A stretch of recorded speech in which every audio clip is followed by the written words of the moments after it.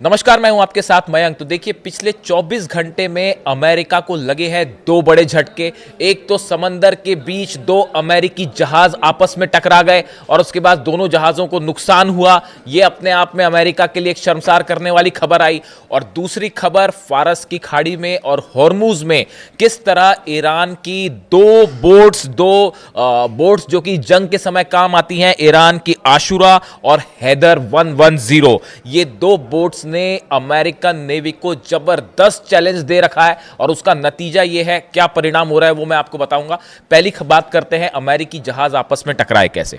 देखिए, ये मामला कैरेबियन सी का है, ईरान से काफी दूर है, कैरेबियन सी का है, लेकिन इसका कनेक्शन भी ईरान से जुड़ रहा है। कैसे जुड़ रहा है वो मैं आपको बताऊंगा। पहले हम ये बताएं कि ये हादसा हुआ कैसे। देखिए, डिफेंस डिस्ट्रॉयर है यूएसएस ट्रेक्सटन। ये अमेरिका का एक डिस्ट्रॉयर है जो कि कैरेबियन सी में अपॉइंट था। और ऐसी भी खबरें हैं कि इसको उस ग्रुप में भी शामिल किया जा सकता था या शायद उसमें शामिल किया जाना था जो ईरान के करीब भेजे जा रहे हैं। यानी ईरान, देखिए, एक तो अमेरिका ने ये अनाउंस कर रखा है, डोनाल्ड ट्रंप ने, कि एक और एयरक्राफ्ट कैरियर आएगा। और ऐसा जो अंदेशा है कि यूएसएस गेराल्ड आर फोर्ड जो है ये ज्वाइन करने वाला है अब्राहम लिंकन को। यानी एक सिर्फ अब्राहम लिंकन कुछ नहीं कर पाया, ईरान का कुछ नहीं बिगाड़ सकता, तो अब दूसरा भेजने की भी जरूरत पड़ गई है। ये अपने आप में बताने के लिए काफी है कि ईरान की नेवी क्या टक्कर दे रही है। ठीक है, तो अब ये जो डिस्ट्रॉयर है यूएसएस ट्रेक्सटन, ये समंदर में चल रहा था कैरेबियन सी में। और इसी बीच जो सप्लाई एक जहाज है, इसका नाम था यूएसएनएस सप्लाई, उसका नाम ही है यूएसएनएस सप्लाई। समंदर के बीच इस डिस्ट्रॉयर पे तेल रिफ्यूलिंग का काम हो रहा था, तेल भरा जा रहा था। देखिए, समंदर में और आसमान में अमेरिकी जेट्स सब तरफ हैं और वो रिफ्यूलिंग के काम होते हैं। लंबी जब दूरी जानी होती है तो बीच में रिफ्यूलिंग कर रहा था। इसी दौरान कुछ बैलेंस बिगड़ा या जो भी मिसकम्युनिकेशन हुआ और दोनों जहाज आपस में टकरा गए। दोनों जहाज़ों को खासा नुकसान भी हुआ और कई लोग उसमें जो नौसैनिक सवार थे वो कई घायल भी हुए, जो अस्पताल में भर्ती हैं, उनका इलाज चल रहा है। अभी खबर जैसी ही ब्रेक हुई कई जगह की समंदर में जो है अमेरिका के दो जहाज टकरा गए हैं। और जब ये खबर स्टार्ट हुई तो सबसे पहले सबको ये लगा, सोशल मीडिया पे अचानक से खबर फैल गई कि भाई कहीं ईरान ने हमला तो नहीं कर दिया और कोई यूएस के दो शिप तो नहीं डुबा दिया। आप देखिए कैसे किस तरह का खौफ जो है वो है देखा जाता है। और वो खबरें एकदम से फैल गई कल कि ये दो जहाज अमेरिका के टकरा गए हैं, दो जहाज तबाह हो गए हैं, इस तरह की खबरें चल पड़ी। हालांकि जहाज तबाह नहीं हुए, टकराए, उनको आपस में नुकसान हुआ और जो लोग घायल हैं उनका इलाज चल रहा है। अब इसमें से जो एक डिस्ट्रॉयर है यूएसएस ट्रेक्सटन, ये बताया जा रहा है कि ये ज्वाइन कर सकता था उस ग्रुप को जो कि मिडिल ईस्ट भेजा जाना है। अब हकीकत क्या है वो पता चलेगी। लेकिन देखिए, ये जो कैरेबियन सी है, ये खबर इंपॉर्टेंट इसलिए है, ये कैरेबियन सी का जो इलाका है, यहीं से अभी हाल ही में अमेरिकन नेवी के जहाज़ों ने रशिया के एक ऑयल टैंकर को फॉलो किया। उस पर पनामा का फ्लैग लगा हुआ था, लेकिन ऑयल उसमें रशिया का बताया जा रहा था, ऐसा शक था अमेरिकन नेवी को। और वो कैरेबियन सी से उसको फॉलो करते रहे और फॉलो करते करते वो इंडियन ओशन में आए, फिर उस पर कब्जा करने की कोशिश की, लेकिन तब तक वो तेल गायब हो चुका था। तो ये अपने आप में एक बड़ा झटका था अमेरिकन नेवी को कि भाई इतनी दूर से फॉलो करते हुए आए, लेकिन रशियन तेल जो है वो पहले ही गायब हो गया या उसमें तेल था ही नहीं। तो देखिए, कहने का मतलब ये है कि वेनेजुएला ऑपरेशन के दौरान भी अमेरिका ने कैरेबियन सी में अपने कई जहाज तैनात कर रखे थे और वो बड़ा आपाधापी मची हुई है, इसको फॉलो कर रहे हैं, उसको फॉलो कर रहे हैं। उस चक्कर में जो है अल्टीमेटली ये दो जहाज आपस में टकरा गए। ये बात हो गई कि अमेरिकी जो जहाज टकराए उसकी।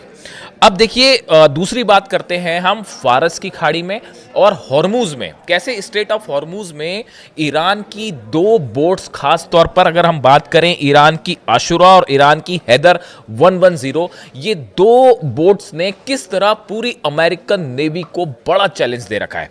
देखिए, ये पहले हम इसकी बात करें, फिर उस प्लान की बात करेंगे और शायद यही वजह है कि अब तक अमेरिका आखिर हमला क्यों नहीं कर पाया और क्यों दूसरा एयरक्राफ्ट कैरियर जो है वो भेजने की नौबत आ गई है। देखिए, ईरान की जो आशुरा है class boat, Islamic revolutionary guard corps यानी आईआरजीसी की, इसने इस बोट को डेवलप किया है और ये इसका इस्तेमाल करते हैं। ये सबसे तेज और फुर्तीली बोट्स में से एक माना जाता है जो समंदर में कोई भी नेवी इस्तेमाल करती है। इसकी रफ्तार 200 किलोमीटर प्रति घंटा हो जाती है। इसमें एंटी शिप मिसाइल्स हैं और ये रडार पे अपने सिग्नल बंद करके रडार से गायब भी हो जाती है। ये बात हुई आशुरा की। अब बात करते हैं हैदर 110 की।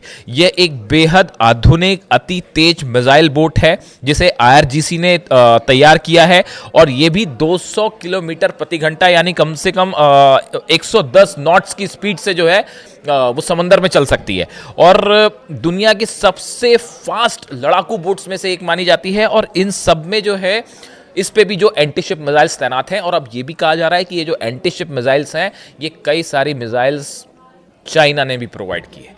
अब देखिए प्लान क्या तैयार किया गया। जो प्लान ईरान ने तैयार किया, ईरान के पास एयरक्राफ्ट कैरियर नहीं है, वो अब्राहम लिंकन है, यूएसएस गेराल्ड आर फोर्ड दूसरा एयरक्राफ्ट कैरियर भेजा जा रहा है। लेकिन जो नौसेना से जुड़े एक्सपर्ट्स बता रहे हैं कि ईरान ने प्लान तैयार किया है कि ये जो आशुरा और हैदर 110 बोट्स हैं, ऐसी करीब 100 से ज़्यादा बोट्स जो है वो हार्मूज में और फारस की खाड़ी में ऑलरेडी उतार दी गई हैं। बाकी कितनी है उसकी मैं बात नहीं कर रहा हूं, जो ऑलरेडी हॉर्मूज में और फारस की खाड़ी के आसपास जो है उतार दी गई हैं 100 से ज्यादा बोट्स। इन सब में एंटी शिप मिसाइल्स लगी हुई हैं। अब जो आकलन किया जा रहा है, जो प्लान ये है कि अगर किसी भी तरह का हमला अब्राहम लिंकन से होता है, या जो 9 डिस्ट्रॉयर्स अब्राहम लिंकन के को पीछे बैक करते हैं, अगर इनसे किसी भी तरह का हमला होता है तो ये 100 की 100 से ज़्यादा शायद ज़रूरत पड़ने पे और उतारी जा सके, ये हैदर 110 और आशुरा जो है वो सीधा अटैक कर सकती हैं अब्राहम लिंकन की तरफ। अब आप देखिए करीब 700 किलोमीटर के डिस्टेंस पे बताया जा रहा है अब्राहम लिंकन है ईरान की वाटर्स से। 700 किलोमीटर बहुत ज़्यादा डिस्टेंस नहीं है, और ऐसे हालात में अगर 200 किलोमीटर प्रति घंटे की रफ्तार से आप देखिए कि 100 बोट्स एक साथ आगे बढ़ें, सब में एंटी शिप मिसाइल्स हैं और सब एक साथ मिसाइल्स फायर करें, तो बताया जाता है कि ईरान के डिफेंस को उसको अमेरिका के जो डिफेंस हैं उसको रोकना मुश्किल हो जाएगा, और अब्राहम लिंकन को बचाना यहाँ पर मुश्किल हो जाएगा। देखिए ये इस तरह का प्लान पहले भी एक बार आजमाया जा चुका है, जिसमें कई बार जहाज़ों को बड़ा नुकसान देखा गया समंदर में, और इसको एक प्लान खास तौर पे इस प्लान के रूप में जाना जाता है इसको। और देखिए इसके साथ अगर बैक हो जाए ड्रोन्स का भी और मिसाइल्स का भी। अब आप देखिए समंदर में, अरे फारस की खाड़ी और हॉर्मूज का वो इलाका है जो ईरान का अपना घर है, ईरान किंग है वहाँ का। आप वहाँ की एक एक चीज़ चप्पे चप्पे से ईरान वाकिफ है। वहाँ पे जाके उसको हराना जो है वो ऐसा है कि शेर की मान में जाके शेर से लड़ना उससे आसान मुश्किल काम है, मतलब उसी की तरह है वो, कि आप जो है शेर की मान में घुसें और उसको चैलेंज करें, उससे लड़ें, मुश्किल हो जाएगी अमेरिका के लिए। अब देखिए इसमें जो है बताया जाता है कि अगर 100 बोट्स से एक साथ हमला होता है, ड्रोन्स अलग हैं, मिसाइल्स अलग हैं, अगर 100 बोट से एक साथ हमला होता है और मिसाइल्स फायर कर दी जाती हैं बैक टू बैक, और उसमें से 90 मान लीजिए मिसाइल्स जो बोट से फायर की गई हैं, 90 मिसाइल्स भी अमेरिका ने रोक दी। चलिए मान लीजिए अब्राहम लिंकन थर्ड और पैट्रियट बड़े पावरफुल है, रोक दिए। लेकिन अगर 10% मिसाइल्स भी अब्राहम लिंकन पर गिर गई तो वो अब्राहम लिंकन को डिस्ट्रॉय कर सकती हैं, ऐसा एक्सपर्ट्स बता रहे हैं कि अगर एक साथ मिसाइल्स फायर होती हैं, 90% भी अगर आपने मिसाइल्स को इंटरसेप्ट कर लिया, लेकिन 10% मिसाइल्स भी अगर गिरती हैं अब्राहम लिंकन पर या डिस्ट्रॉयर्स पर, तो ये बड़ा चैलेंज हो जाएगा। और देखिए यही वजह है अब तक कि एक अब्राहम लिंकन अपने आप में बताया जाता है कि चलता फिरता जो है वो पूरा युद्ध का मैदान है। उसमें तरह तरह के फाइटर जेट्स हैं, 90 तो उसमें F-35 और F-16 जेट्स हैं, मिसाइल्स हैं, टॉमहॉक मिसाइल्स हैं। इतना सब होने के बाद भी एक अगर एयरक्राफ्ट कैरियर देखिए हिम्मत नहीं कर पाया अमेरिका हमला करने की। अब गेराल्ड आर फोर्ड भी भेजा जा रहा है, और ये भी कहा जा रहा है कि शायद एक तीसरा एयरक्राफ्ट कैरियर भी पीछे से आएगा। लेकिन जो बात तय है वो बात तय ये है कि अमेरिका ने अपना डिप्लॉयमेंट और बढ़ा दिया है, खासकर नेतन्याहू और ट्रंप की मुलाकात के बाद। भले दूसरे दौर की बातचीत हो रही हो न्यूक्लियर एनरिचमेंट को लेकर, लेकिन अमेरिका ने जिस तरह से अपना डिप्लॉयमेंट बढ़ाया है, ये इशारा करता है कि आने वाले कुछ दिनों में एक बड़ी जंग की शुरुआत हो सकती है, और शायद सिर्फ टाइम का इंतजार हो रहा है। जैसे कि रूस के विदेश मंत्री लावरोव कह रहे थे कि टाइम बॉम्ब इज टिकिंग, उसी तरफ इशारा है। लेकिन ये जो पूरा इलाका है फारस का और हॉर्मूज का, यहाँ पे एक बड़ी जंग होना तय है, इसमें कोई शक नहीं है।